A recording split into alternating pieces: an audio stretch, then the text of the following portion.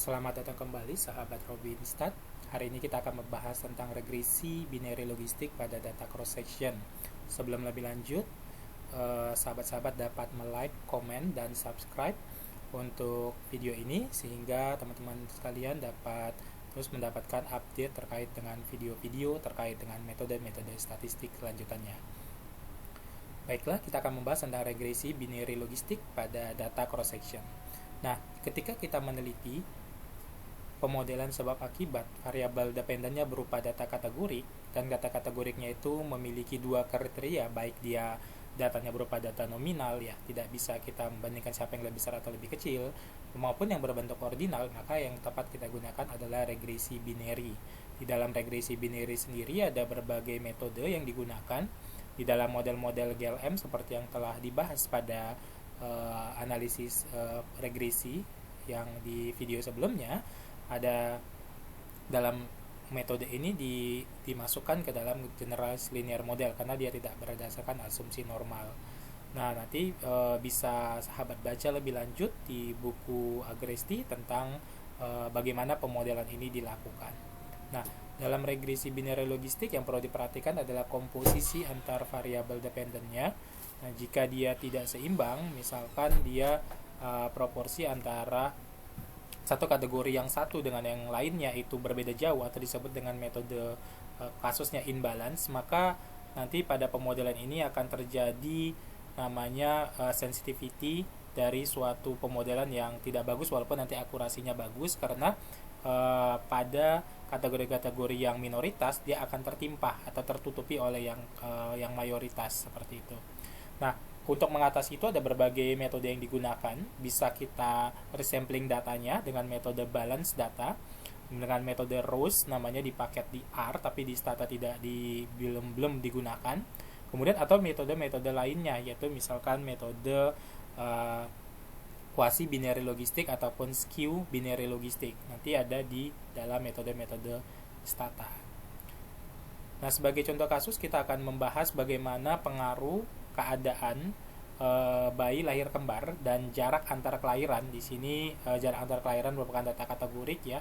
Jarak antar kelahiran itu bisa kurang dari 2 tahun atau lebih dari 2 tahun dengan variabel kejadian bayi, berat badan bayi, ya. Kita kategorikan normal dan tidak normal. Biasanya kurang dari 2,5 kilo dianggap bayinya berat bayi lahir rendah.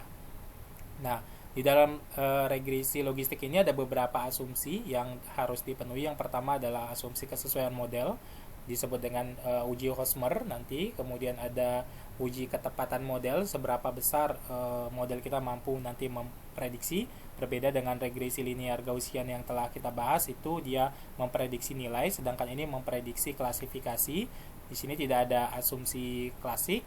Dan kemudian nanti bisa dilihat juga nanti kebaikan modelnya dari uji simultan dan uji parsial maupun koefisien determinasinya. Hanya saja nanti dikenal di sini koefisien determinasinya dengan istilah pseudo R-square. Oke, langsung saja kita akan masuk prakteknya di stata, ya. Kita ambil datanya.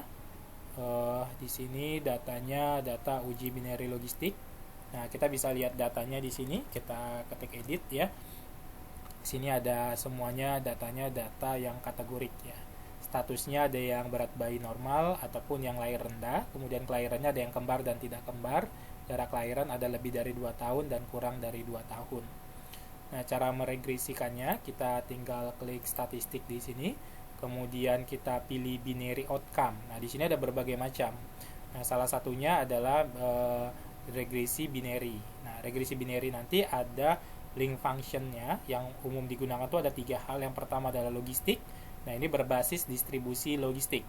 Kemudian ada yang probit, ini berbasis inverse dari normal. Dan complementary log-log, ini berbasis fungsi dari logaritma atau fungsi dari eksponensial. Ini biasanya digunakan untuk data yang jarang atau rare cases, ya. Kita yang standarnya menggunakan regresi logistik. Nah, kemudian di sini variabel dependent atau variabel terikat atau variabel responnya kita pilih yang statusnya, ya. Kemudian independennya berarti yang kelahiran kembar dan jarak kelahiran. Kemudian di sini kita bisa pilih untuk penimbangnya. Nanti ketika ada penimbang, kalau misalkan ada kasus ini adalah rare, misalkan variabel yang jarang digunakan, bisa di sini penimbang. Kemudian untuk reportingnya kita bisa menggunakan odds ratio langsung, atau kita bisa menggunakan nilai estimasinya, jadi untuk nilai koefisiennya atau pembandingnya. Kalau odds itu untuk membandingkan peluang satu variabel independen untuk kejadian variabel dependennya peluangnya. Tinggal kita okekan saja.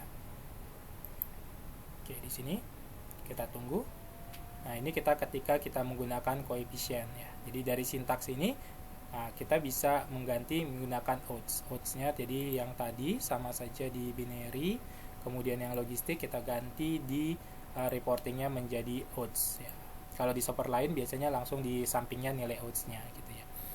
Atau kalau kita dapatkan misalkan nilai koefisiennya untuk mendapatkan odds-nya, ya tinggal eksponensial natural pangkat dengan ini. Jadi EXP pangkat 2,99 atau E berpangkat 2,99, hasilnya segini ya. Nah, sekarang sebelum kita menginterpretasi, tentu saja kita harus uji asumsi tadi ya. Uji asumsi yang dimaksud ini bukan asumsi klasik, tapi tadi misalkan uji kesesuaian model. Nah, kita bisa masuk ke di sini, dari sini bisa post estimation. Yang pertama adalah goodness of fit-nya. Goodness of fit ini, nah salah satunya adalah kita punya Hosmer test ya. Nah, di sini kita lihat di sini bahwa H0 itu modelnya sesuai, H1 model tidak sesuai. Di sini probabilitasnya 0,12. Kita bandingkan dengan alfa atau tingkat signifikansi kita. Misalkan 5% berarti lebih besar, berarti tidak tolak H0 atau modelnya fit sesuai. Kemudian ketika model ini akan kita gunakan, berapa persen dia mampu memprediksi dengan tepat. Nah, itu kita masuk nanti ke namanya di sama ya, di post hoc ya, di post estimation. Di sini kita bisa atau kita bisa di sini specific diagnosis ya. Kemudian kita bisa pilih classification-nya. Nah, classification-nya tinggal kita okekan saja. Classification-nya oke. Nah, di sini kita lihat dia mampu mengklasifikasi secara tepat sebesar 92%. Biasanya cut off-nya itu adalah 0,5. Atau kita biasanya orang kalau di bidang epidemiologi, dia memakai namanya nilai ROC ya. Nilai ROC itu melihat sama saja ketepatannya juga. Di post estimation itu ROC under curve atau nilai AUC ya. Area under curve dari ROC itu juga bisa kita gunakan, biasanya patokannya di atas 0,5. Di sini nilai AUC-nya, area under ROC-nya itu 0,55. Jadi modelnya sudah baik untuk digunakan untuk mengestimasi. Nah, selanjutnya adalah kita melakukan uji goodness of fit seperti di regresi biasa. Yang pertama adalah koefisien determinasi. Di sini koefisien determinasinya disebut dengan pseudo R-square, cuman di sini karena variabel kita kategorik biasanya kecil ya. X-nya kecil, sini cuma 0,0315, artinya dia 3,15%. Si kelahiran dan jarak hamil ini mampu menjelaskan variasi dari berat bayi yang normal atau tidak. Kemudian apakah secara bersama-sama variabel ini mampu menjelaskan si statusnya tadi? Kita lihat dari nilai uji simultannya. Kalau di regresi biasa itu uji F atau uji ANOVA. Kalau di sini uji chi-square. Di sini dia kurang dari 0,05, 0,000 kurang dari 0,5, artinya secara bersama-sama dua variabel ini mampu menjelaskan si status kelahiran. Selanjutnya adalah uji parsial. Kalau di regresi biasa kita pakai kenal dengan uji T, sementara di sini adalah uji Z atau uji Walsh. Biasanya dikenal uji Walsh. Di sini kita lihat per masing-masing variabel ya, per masing-masing variabel di sini dia signifikan.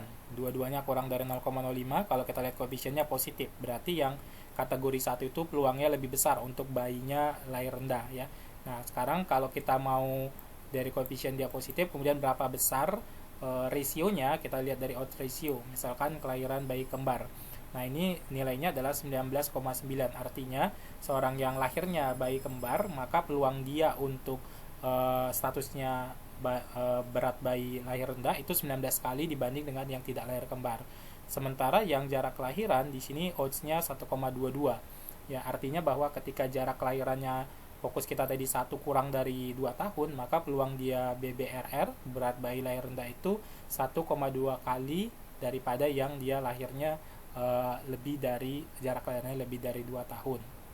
Nah, itu yang terkait dengan regresi binary logistik pada data cross section.